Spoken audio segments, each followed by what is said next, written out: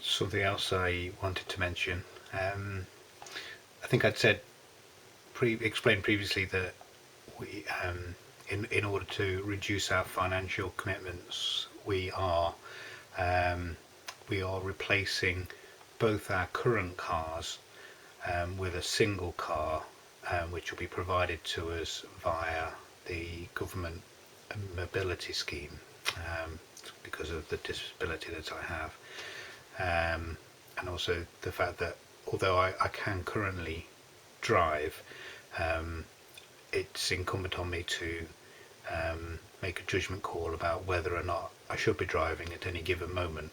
To explain, those who know me know that my cognitive processes are, I'm sharper in the morning, this is me at my best, believe it or not, but in the afternoons I struggle through exhaustion, and I really struggle. But basically in the afternoon, and unless I'm preparing in advance for it, I wouldn't be able to drive. I wouldn't have the reaction times to drive,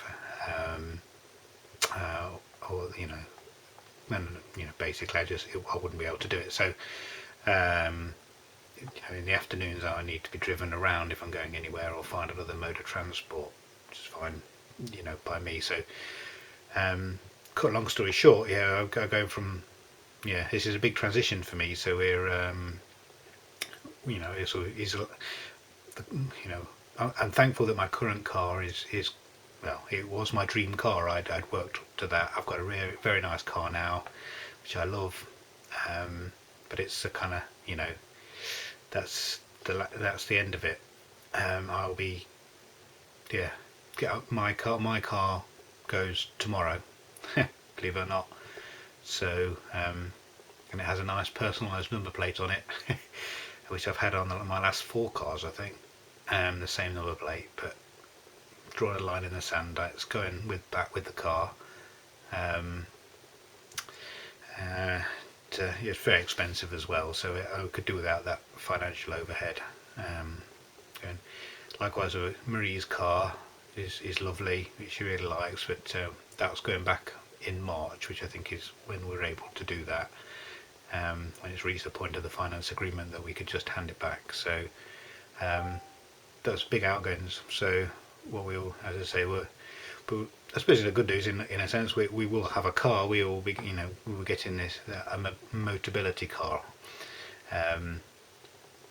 which is a bit like a corporate car scheme, where you get a car, and your part of the disability living allowance is used to fund that, and insurance is paid for and things like that, and so it's a bit of hassle-free motoring, and it's a lot less financial burden on us, which we could do without. So that's good. But anyway, the good news is, I think we've kind of chosen the car we want on the Motability scheme, and we're going to, if all goes according to plan, we will go and pick that up today. So it's sad that my car's going tomorrow. Sad that Marie's car's going in sort of March time, but the good news is we order our Motability car tomorrow, so I'm not sure when that'll arrive, but it might take a couple of months for that to arrive.